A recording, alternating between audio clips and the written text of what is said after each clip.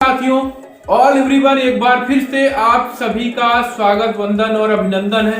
दोस्तों, मध्य प्रदेश में एक खुशी की लहर दौड़ चुकी है। मध्य प्रदेश के बिजली विभाग में भर्ती आ चुकी है। इस भर्ती का सब्र एक लंबे अरसे से था लोगों को कि अरे एमपीबी में भर्ती नहीं आ रही है, कब आएगी बिजली विभाग में भर्ती। तो दोस्तों, उसका नोटिफिकेशन आ चुका है। आपको पहले नोटिफिकेशन से रूबरू करेंगे, इसके बाद आपको फॉर्म कैसे भरना है वो भी बताएंगे और इसकी ऑफिशियल वेबसाइट कैसे आप देखेंगे, क्योंकि अलग अलग स्टेट के हिसाब से अपने एमपी स्टेट में भर्ती जो आई है तो डिस्ट्रिक्ट के हिसाब से डिवाइड किया गया है। तो जो मध्य प्रदेश पूर्व क्षेत्र विद्युत वितरण कंपनी में भर्ती आई है, जबलपुर में, ग्वालियर में, तो सारा चीज दोस्तों A to Z जानेंगे। उससे पहले आप लोग बोल रहे थे कि कोई भी लेटेस्ट अपडेट मुझे नहीं मिल पा रहा है, तो दोस्तों मैं लेटेस्ट अपडेट आपको पहुंचाने के लिए व्हाट्सएप चैनल बना दिया हूं। आप हमारे वीडियो के डिस्क्रिप्शन लिंक में क्लिक करेंगे तो व्हाट्सएप चैनल से कनेक्ट हो जाएंगे, उससे आप कोई भी लेटेस्ट अपडेट ले पाएंगे। दूसरी बात करते हैं, किसी भी भर्ती का आप लोग बोल रहे थे कि नोटिफिकेशन वगैरह कैसे देखें, तो उसके लिए दोस्तों मैं टेलीग्राम चैनल बना दिया हूं। आप वीडियो के डिस्क्रिप्शन लिंक में क्लिक करेंगे तो डायरेक्ट हमारे टेलीग्राम में पहुंच जाएंगे। टेलीग्राम चैनल ज्वाइन करेंगे तो वहां से भर्ती का PDF नोट सारी चीजें आपको किसी भी निःशुल्क में कम समय में मिल पाएगी। तो दोस्तों चलिए चलते हैं मध्य प्रदेश पूर्व क्षेत्र विद्युत वितरण कंपनी लिमिटेड एमपीबी बिजली विभाग की भर्ती की ओर। तो Madhya Pradesh power generating company limited में भर्ती आई है बिजली विभाग में। एक लंबे अरसे के बाद भर्ती आई है। 4 मार्च 2024 को इस भर्ती का नोटिफिकेशन रिलीज कर दिया गया है, एक साथ जितने भी पूर्वी क्षेत्र थे दोस्तों। इसके अलावा दोस्तों, जो भर्ती प्रक्रिया है जो 2017 में हुई थी, उसी भर्ती प्रक्रिया को फिर से एक बार लागू कर दिया गया है। पूरी भर्ती प्रक्रिया पुरानी पद्धति के आधार पर रहेगी और पूरा प्रोसेस भी वही रहेगा। तो दोस्तों, Madhya Pradesh power generating company limited में सहायक अभियंता के पदों के अलावा भी भर्ती आई है। कौन कौन से पदों पर भर्ती होगी, किसमें कितना सैलरी मिलेगी, वो भी मैं आपको बताऊंगा। कैसे इसका एग्जाम होगा, कब एंड डेट है, कैसे फॉर्म भरा जाएगा, सारा चीज़ A to Z जानेंगे। तो वीडियो को बिना स्किप किए हुए लास्ट तक देखना है, वीडियो भगा के नहीं देखना है। फिर बाद में आप लोग बोलते हो कि वीडियो समझ में नहीं आया, तो इसलिए वीडियो एंड तक देखिएगा। तो दोस्तों, बात करते हैं विज्ञापन पदों की संख्या। तो सहायक अभियंता उत्पादन की भर्ती आई है। तो सहायक अभियंता उत्पादन, मैकेनिकल सहायक अभियंता इलेक्ट्रिकल के पोस्ट की कितनी पोस्ट है? नियमित रेगुलर पदों पर भर्ती होनी है। जनरल की 3, SC की 1, ST की 2, OBC की 2, टोटल 9 पदों पर भर्ती होगी। अब बात करते हैं दोस्तों सहायक अभियंता इलेक्ट्रॉनिक की। इसमें भी 2 पदों पर जनरल की, 7 पदों पर नियमित भर्ती होगी और 4 SC की, 5 जो है तो ST की, OBC की 7 और EWS की 2, टोटल 25 पदों पर भर्ती होगी। फिर बात करते हैं दोस्तों, तो इलेक्ट्रॉनिक्स के लिए जो उत्पादन सहायक अभियंता की आई है PO3 में, PO1 की बात हो गई, PO2 की, P3 की बात करते हैं। तो जनरल की 2 वैकेंसी, SC की 2, ST की 1, टोटल 8 पदों पर भर्ती होनी है। अब बात करते हैं दोस्तों, तो कुल 42 पदों पर भर्ती होगी और भर्ती की जो कैटेगरी है तो जनरल के लिए अलग, SC के लिए अलग, ST के लिए अलग, OBC के अलग, EWS के लिए अलग, सबके लिए पोस्ट को निर्धारित किया गया है। फिर बात करेंगे दोस्तों, तो जो इस भर्ती का नोटिफिकेशन है जैसे कि बता चुके हैं 4 मार्च को ही रिलीज कर दिया गया है। अब इसमें जो टिप्पणी है, नोट है, भर्ती कैसी होगी, इसकी प्रोसेस क्या है। तो एमपीबी में जनरेटिंग कंपनी लिमिटेड किसी भी समय किसी भी संवर्ग के विज्ञापन पदों की संख्या अपनी आवश्यकता अनुसार घटाता और बढ़ाता रहता है। आंशिक रूप से पदों को भरने या न भरने का अधिकार अपने पास सुरक्षित रखता है। मतलब जो बिजली विभाग है ये निजी स्वामित्व का है, कब इसको भर्ती करना है कब नहीं करना है ये किसी के ऊपर डिपेंड नहीं रहता है। नौकरी और वैकेंसियां ये खुद निकालता है, स्वतः आत्मनिर्भर है। फिर दूसरा पॉइंट ये है दोस्तों कि Madhya Pradesh power generating company limited किसी भी समय आंशिक अथवा पूर्ण भर्ती प्रक्रिया को रद्द अथवा स्थगित करने का अधिकार अपने पास सुरक्षित रखता है, जैसे कि मैं आपको पुरानी भी वीडियो में बताया हूं कि ये निजी स्वामित्व का है। फिर तीसरा पॉइंट ये है दोस्तों कि विज्ञापन पद के संबंध में आरक्षित पदों की जानकारी इस प्रकार है, जैसे कि आप लोग देख पा रहे हैं इतने पत्र क्रमांक इतने के तहत, इतने सन के तहत, इतने विज्ञापन के तहत, इतने सारा चीज आप लाइव स्क्रीन में देख पा रहे हैं। अब जो भर्ती प्रक्रिया है तो इसकी क्या नियम एवं शर्तें हैं, तो दोस्तों पहला क्या है कि उपरोक्त भर्ती के संबंध में आयु, एज, सीमा, आरक्षण, लागू वेतन नियम, निर्देश एवं शर्तें, अन्य जानकारी आगे पूरा डिटेल इस वीडियो में देखेंगे। तो दोस्तों जो चयन प्रक्रिया है तो आवेदकों का संबंधित पद पर चयन कंप्यूटर आधारित परीक्षा में प्राप्त अंकों के आधार पर किया जाएगा। मतलब आपका जो सिलेक्शन है पहले ऑनलाइन एग्जाम होगा कंप्यूटर पे बिना माइनस मार्किंग के, जो उसमें आपके नंबर अचीव होंगे उस नंबर के हिसाब से आपकी एक मेरिट लिस्ट बनेगी।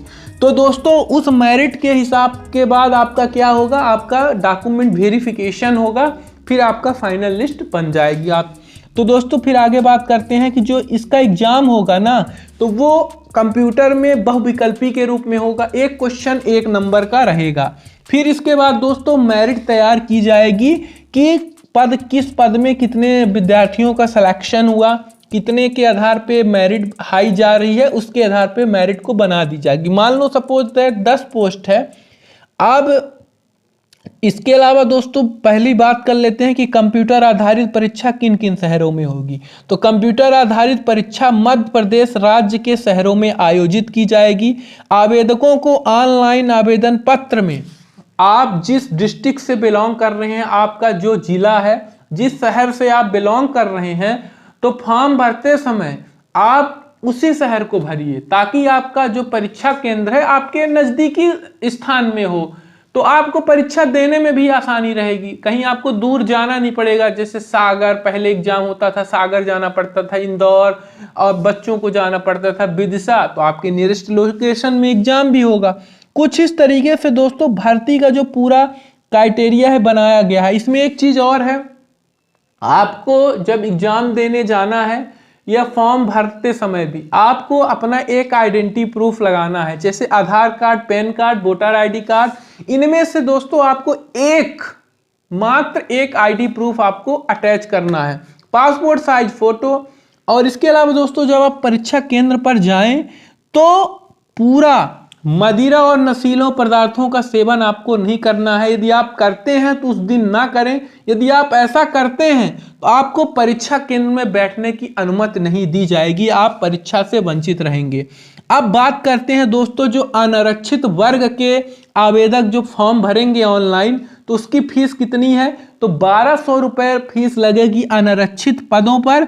और जो मूल निवासी हैं जैसे SC, ST, OBC, पिछड़ा वर्ग, EWS, इनकी 600 रुपये फीस लगेगी, कुछ इस तरीके से।